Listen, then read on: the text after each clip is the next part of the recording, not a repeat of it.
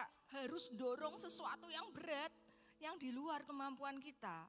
Pernah enggak kita itu ngalami beban kita itu lebih berat dibanding kekuatan kita? Next, lebih berat dibanding kekuatan kita. Pernah enggak ngalami kayak gini? Pernah enggak kita tuh ngalami problem kita tuh bertumpuk-tumpuk, banyak. Next, bisa langsung ya nanti ya. Nah, bertumpuk-tumpuk banyak, lebih banyak dari yang bisa kita bawa. Nah, hari Minggu kemarin saya itu dikejutkan dengan satu berita yang benar-benar membuat saya itu benar-benar terkejut. Karena saya mengenal dengan baik teman saya ini, seorang bapak, usianya kurang lebih di atas saya sedikit lah ya. Itu pembina rohani saya, kakak rohani saya, dari zaman saya masih ikut youth waktu itu. Waktu itu saya mungkin seusia Elven, Casey segitu ya. Saya aktif di satu gereja, saya ikut youth, saya ngajar di sekolah minggu, saya banyak pelayanan, ikut vokal group, visitasi apa aja waktu saya masih youth. Nah, pembina rohani saya ini, kakak rohani saya ini seperti mentor buat saya dan teman-teman satu kelompok saya. Dan lama saya bertemu tapi enggak tahu bagaimana kehidupan dia gitu ya. Jadi kadang cuman ya ketemu gitu cuman halo gitu aja sih. Jadi enggak tahu, saya enggak mengenal dengan baik. Tiba-tiba Bapak Ibu, saya mendengar bahwa 2 minggu yang lalu dia itu dimasukkan dalam rumah sakit jiwa. Saya kaget, benar-benar kaget gitu ya. Apa yang membuat dia itu sampai masuk di rumah sakit jiwa? Apa yang membuat seperti itu? Karena kalau secara fisik dilihat gitu ya, keluarganya oke, harmonis. Dia punya anak 2, cowok semua, udah kuliah, pinter, istrinya kerja, dia juga kerja, kehidupannya mapan. Dia tuh punya talenta yang luar biasa di bidang musik. Dia bisa alat musik apa aja, mau keyboard, mau gitar. Itu yang saya tahu sejak dia masih remaja. Dan sampai seusia yang terakhir sebelum dia belum masuk RSJ, dia itu masih jadi guru ekstra musik di salah satu sekolah terkenal di Semarang, sekolah swasta di Semarang. Dan saya berpikir, apa yang membuat dia tuh kayak gini? Apa yang membuat dia tuh gak kuat gitu ya? Karena secara rohani, dia itu di atas saya dulu, saya gak tahu sekarang gitu ya. Dan saya melihat dia aktif di salah satu gereja. Kalau saya melihat dari luar, kelihatannya dia tuh kuat. Saya mendengar cerita bagaimana dia pelayanan, bagaimana dia mengajar murid-murid, bagaimana dia itu, kalau di sini tuh Kak Pandi mungkin ya, atau Pak Ipung ya, main musik pinter, aransemen pinter semua soal musik. Kelihatannya kokoh, kuat, strong banget gitu. Apa yang membuat dia tuh bisa sampai masuk rumah sakit jiwa? Teman-teman ngerti gitu ya, saya bingung manggilnya Bapak Ibu teman-teman karena ada yang anak youth gitu ya. Nah Bapak Ibu, saudara-saudara, teman-teman gitu, tahu nggak apa yang membuat dia tuh kayak gini gitu ya. Nah saya berpikir apa sih yang membuat dia kayak gini. Di satu titik dia itu punya problem yang nggak tahu. Bahkan mungkin istrinya nggak ngerti, anaknya nggak tahu, nggak bisa dia cerita. Dan di titik seperti itu, nggak tahu bagaimana hubungan dia dengan Tuhan. Saking banyaknya seperti gambar di LCD, tumpuk-tumpuk seperti itu. Dia nggak kuat. Saya nggak tahu gimana imannya, gimana dia sama Tuhan Yesus hubungannya. Tapi dia mulai dengar suara, itu yang saya dengar gitu ya. Dia dengar suara, dan kemudian dia mulai kalau dia tuh ngomel-ngomel gitu ya, dia keluarin kata-kata yang meremehkan, menghina, maaf hamba Tuhan, seperti itu. Saya berpikir ini orang punya kepahitan pasti. Saya nggak tahu gitu ya, nggak tahu juga. Adik saya ini kebetulan tetangganya adik saya gitu ya, nggak tahu juga. Kemudian kalau ada HP bunyi, tahu nggak apa yang dia lakukan? HP-nya tuh dimasukin di bak.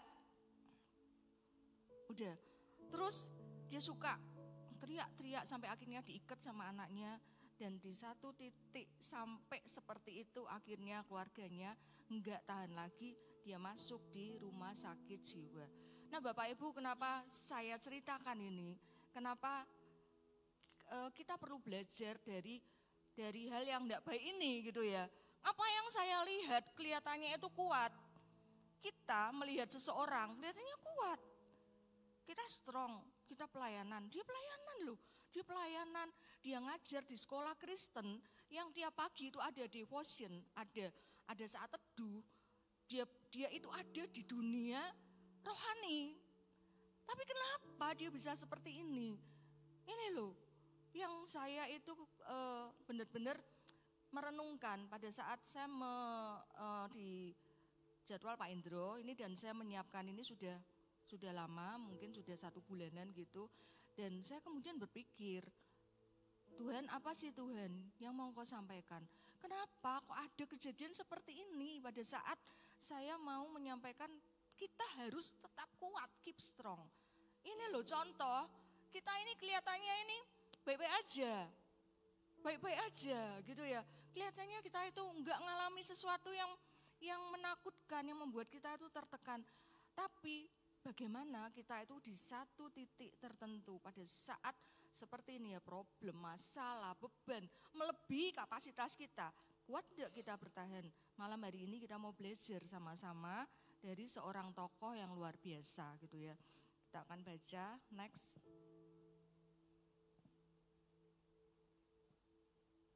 Next, bisa ditampilkan?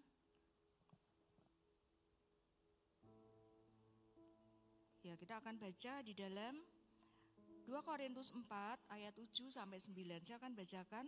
Tetapi harta ini kami punyai dalam bejana tanah liat. Sebentar ya.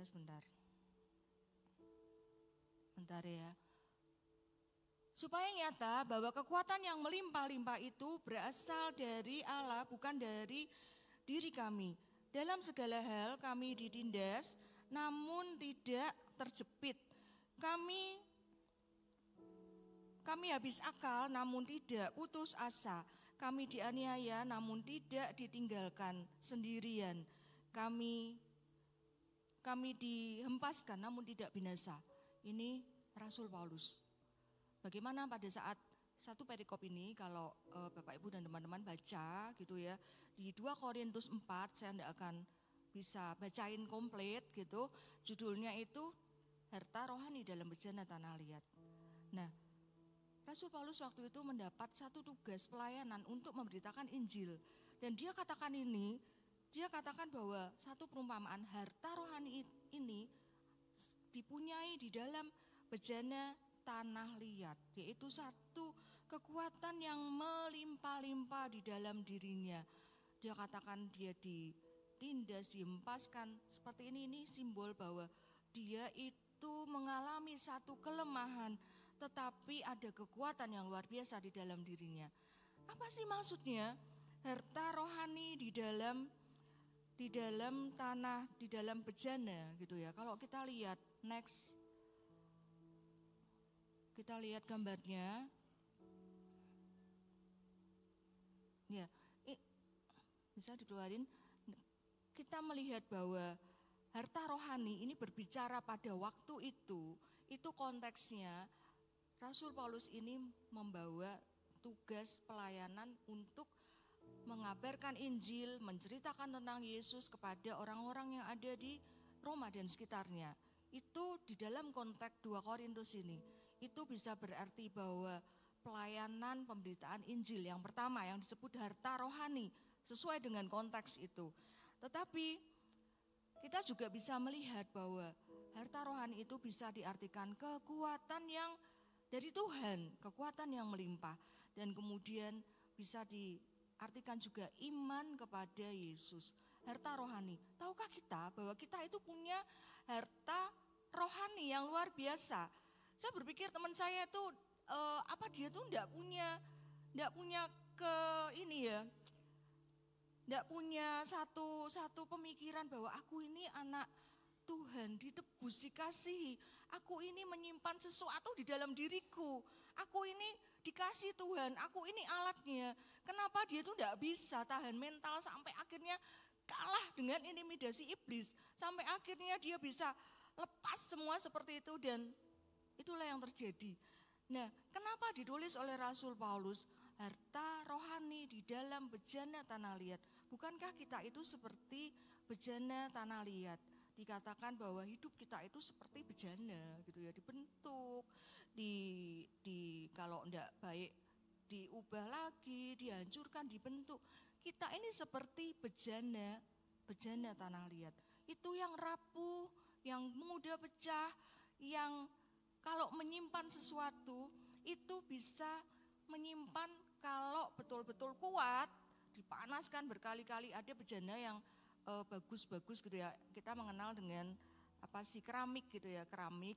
Kalau keramik yang mahal-mahal, keramik dari luar itu bisa tahan lama gitu. Tapi kalau bejana yang biasa, misalkan celengan gitu ya, itu cuman sebentar aja. Kalau kita waktu kecil dulu nabung gitu, kena gesekan dikit tek gitu pecah. Nah, kita diumpamakan seperti ini, bejana tanah liat yang rapuh, yang mudah pecah. Kalau diisi dengan harta rohani, kekuatan yang dari Tuhan, iman kepada Tuhan Yesus yang di dalam diri kita, Roh Kudus yang di dalam diri kita, bejana ini bisa kuat. Kita ini bisa kuat. Kita bisa tetap kuat apapun masalah yang kita hadapi, apapun itu. Mau ngadepi beban yang sebesar apapun, yang kita harus topang dengan dengan kita itu rasanya aduh payah banget, tapi bisa kalau kita itu mengisi benar-benar diri kita ini loh, dengan iman kepada Tuhan Yesus, dengan Roh Kudus yang terus ada bersama dengan kita. Bejana ini tidak akan rapuh, tidak akan mudah pecah. Makanya dikatakan, Paulus katakan dia itu ditindas, dihempaskan, dia itu tidak pernah kalah. Supaya apa? Nyata bahwa ada kekuatan Tuhan yang melimpah-limpah di dalam dirinya. Sama dengan kita, teman-teman yang ada di sini gitu ya. Kita ini butuh kekuatan ekstra dari Tuhan. Kita tidak tahu, kita tidak bisa lihat. Mungkin teman-teman lihat saya kuat gitu ya. Berapa kali saya saksikan, mungkin seperti itu. Tapi tidak ada yang tahu pasti seberapa besar kekuatan saya.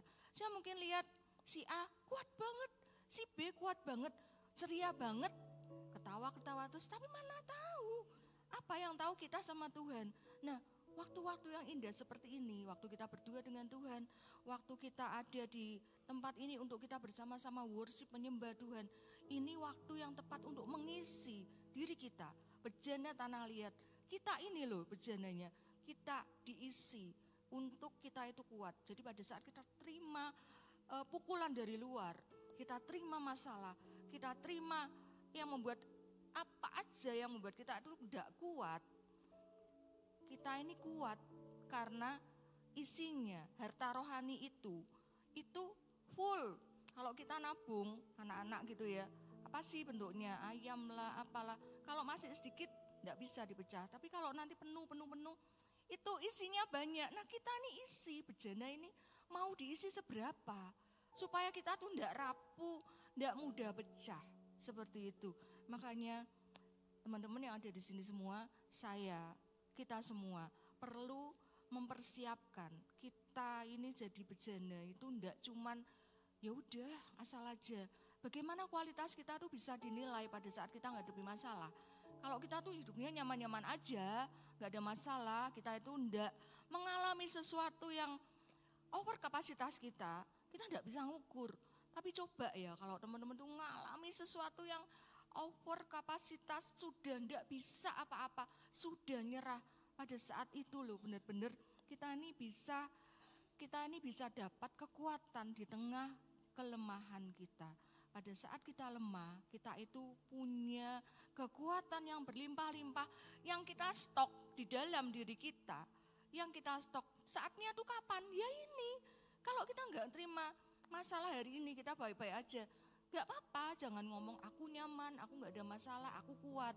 Tapi mari kita mau isi bejana tanah liat di dalam diri kita. Kita isi dengan harta rohani sebaik-baiknya, sebanyak-banyaknya. Sehingga pada saat kita itu dihadapkan pada masalah yang berat, kita itu kuat, tidak pecah, tidak rapuh, tidak ndak hancur berkeping-keping. Yang terakhir, Rasul Paulus katakan kepada jemaat Filipi pada saat dia ada di dalam penjara. Dia ada di dalam penjara, dia bisa katakan, Filipi 4 ayat 13, segala perkara dapat kutanggung di dalam Dia yang memberi kekuatan kepadaku. Segala, dicatat segala, bukan 1, 2, 3 perkara.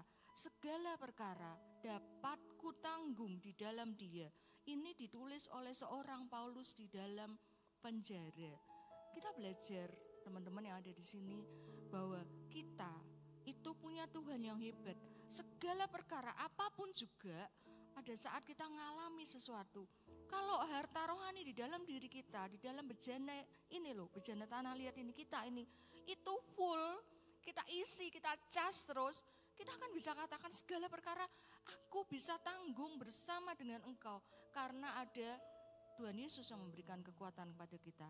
Mari malam hari ini kita mau isi bejana hati kita mau penuh, kita minta Roh Kudus untuk kita benar-benar dapat kekuatan baru, kita penuhi semuanya sampai full, dan kita boleh tetap kuat menghadapi apapun juga sepanjang 2025 bahkan sampai tahun-tahun ke depan. Amin, Tuhan memberkati. Mari siapkan hati kita untuk kita memberikan yang terbaik buat Tuhan. Amin.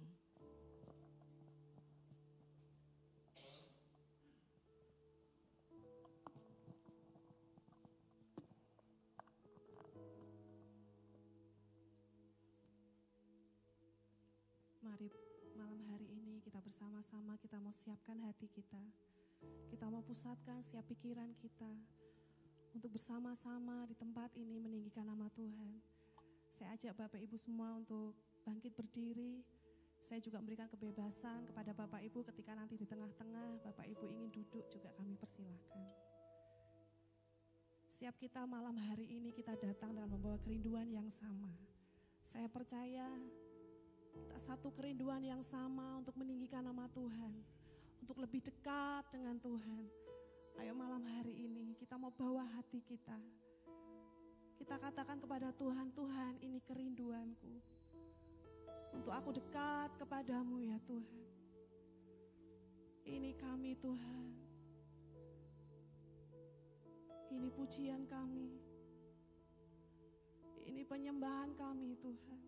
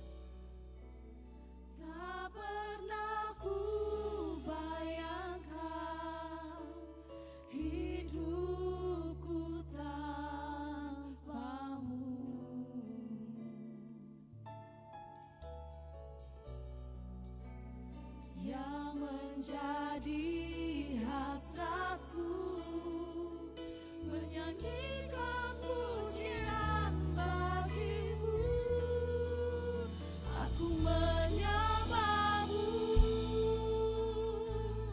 Yesusku yang ada di tata mulia, aku memujimu dengan segenap hatiku.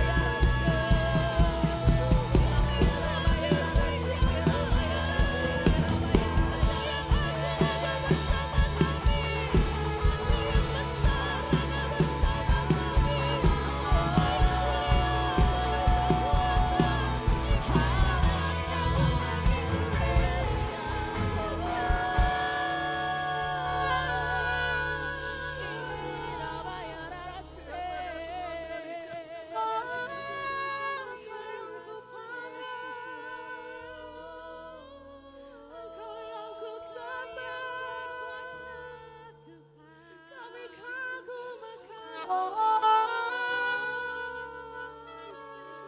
yang datang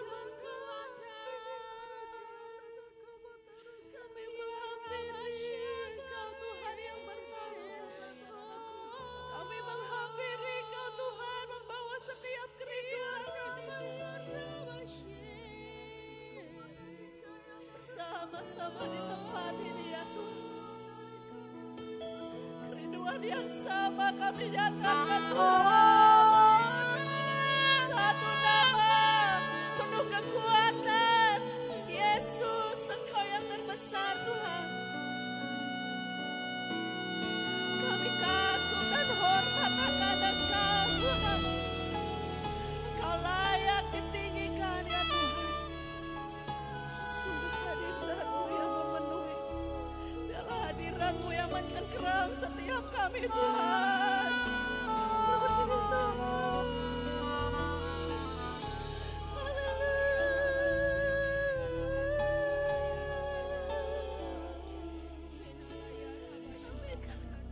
Seperti itu. Kami mengagumi Engkau Tuhan.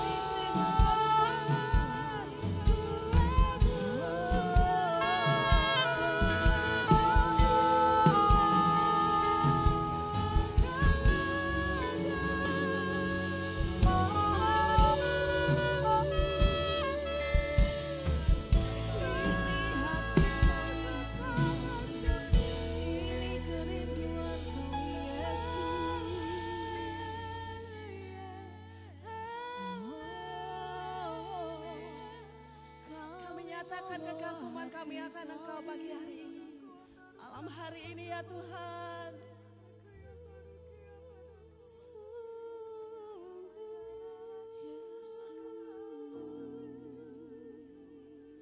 Engkau layak, Engkau layak Tuhan.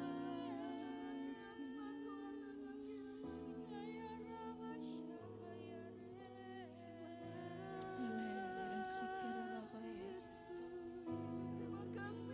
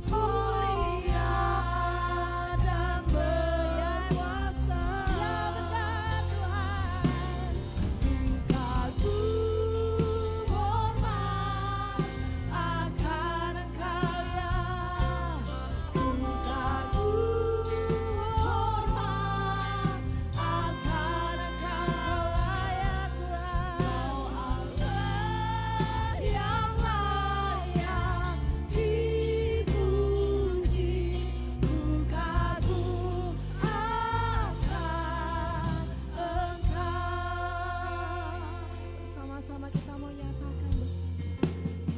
Engkau sungguh indah. Tiada tara Benar Tuhan. sungguh benar.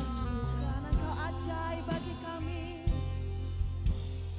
Ku akan untuk dimengerti Melebihi lebih dari semua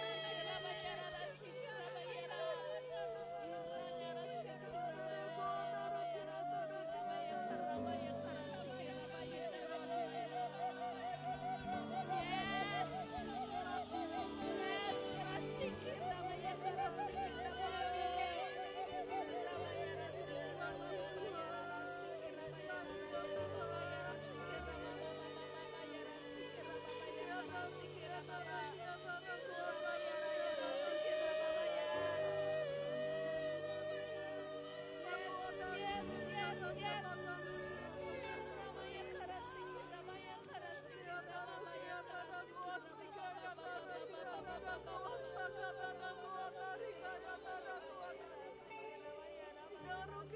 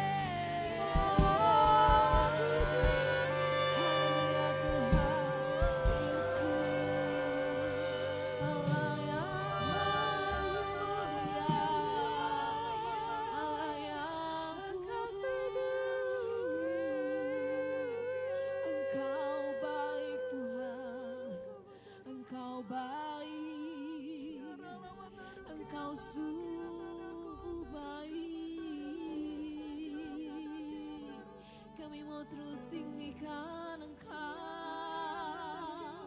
tiada yang lain Tuhan. Oh Yesus, Yesus, Yesus. Iramaya rarase, ikirabagarase. Yesus Tuhan, Yesus. Kami bawa hati kami untuk setiap kami Tuhan.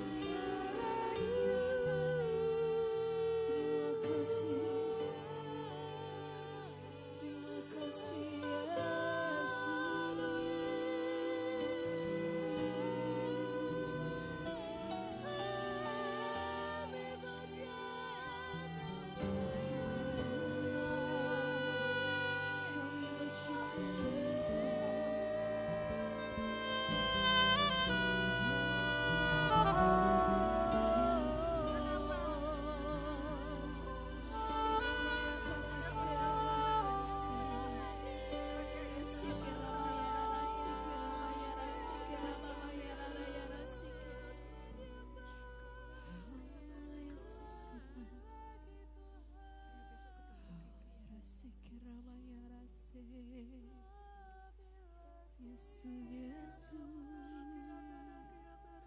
Rasikirabaya rarase, Irabaya rase,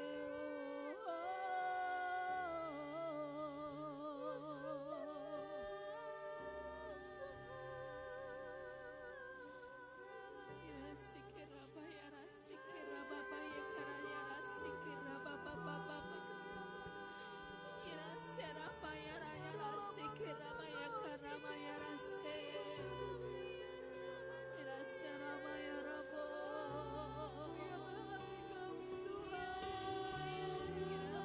rase keramaya raya rambaya rase keraya rakarabaya Kami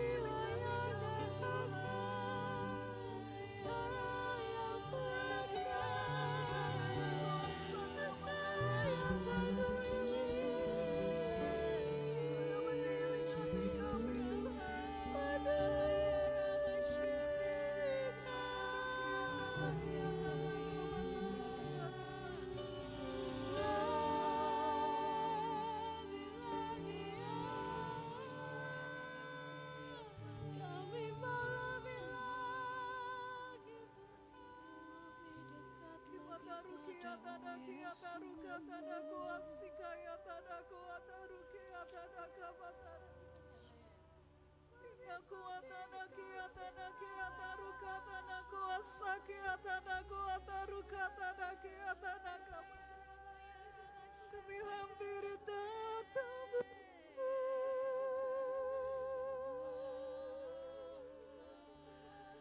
kami datang padamu,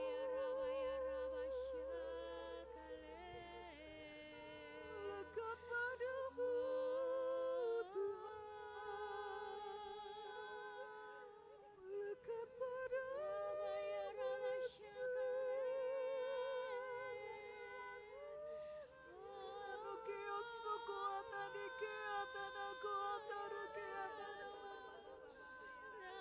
Berikan keperkasaan-Mu Tuhan, curahkan kekuatan-Mu Tuhan, curahkan keperkasaan-Mu Tuhan, kekuatan yang baru Tuhan, isi lagi Tuhan, isi lagi Tuhan, penuhi lagi Tuhan. Kimaya turakia sakuatan aku atari kaya tanaku asikeatan. Kimarakia tanaku asakeatan aku atana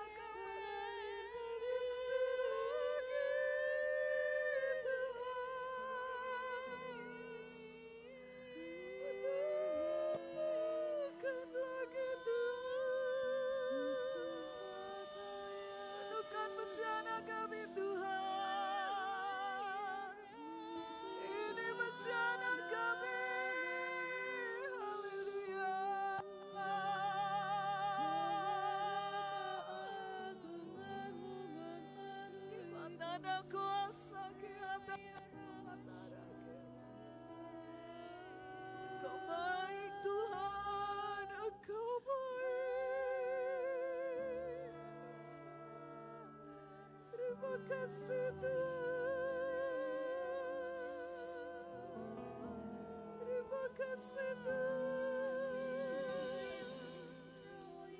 Kami bawa korban syukur kami padamu. Bawa korban syukur kami padamu Tuhan. Terima kasih Bapa, terima kasih Tuhan. Shikayatana kuata rukiatana kuata rukiatana kiatana kuata rukiatana. Shikayatana kuata rukiatana kuata rukiatana. Selalu bersama kami.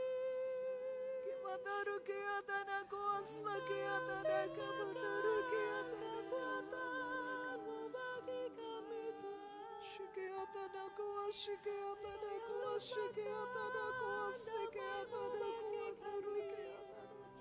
Engkau sumber ketenangan. Shikayatana kuasa rukiatana kamata rukiatana. Hati kami bagi Engkau Yesus. Isi lagi Tuhan. Hati kami bagi Engkau Tuhan. Isi lagi Tuhan. Tuhan isi lagi Roh Kudus. Isi lagi. Engkau sumber ketenangan bagi setiap kami ya Tuhan. Bahkan malam hari ini kami percaya Engkau limpahkan kekuatan-Mu bagi setiap kami. Amin, amin. Kami nyatakan Engkau sumber kehidupan dan kekuatan kami Tuhan. Kami nyatakan Engkau sumber pertolongan bagi setiap kami. Malam hari ini kami yang datang Tuhan membawa keraguan. Engkau hadir bagi setiap kami memberi ketenangan, kepastian atas kami Tuhan. Kami yang lemah, kami tahu dalam kelemahan kami menjadi kuat. Sebab Engkau kuat, teramat kuat di dalam hidup kami Tuhan. Kami nyatakan Engkau pertolongan kami. Kami nyatakan Engkau pertolongan kami Tuhan. Pertolongan kami yang sungguh nyata. Kami tenang Tuhan. Kami tenang Tuhan. Terima kasih Kau hadir malam hari ini Tuhan.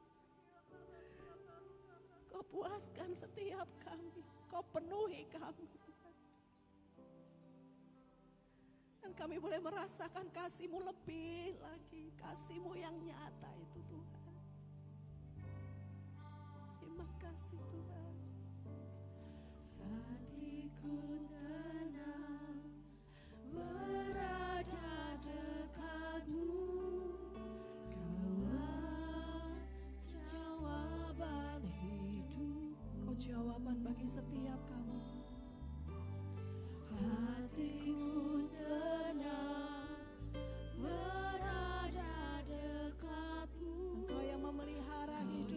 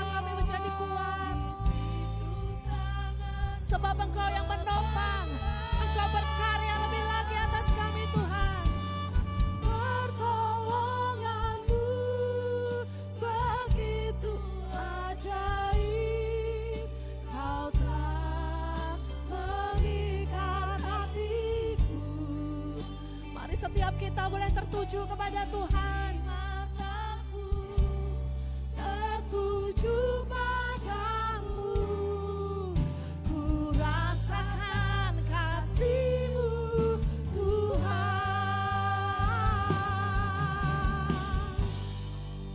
Kamu begitu ajaib, Kau telah memikat hatiku. Di saat aku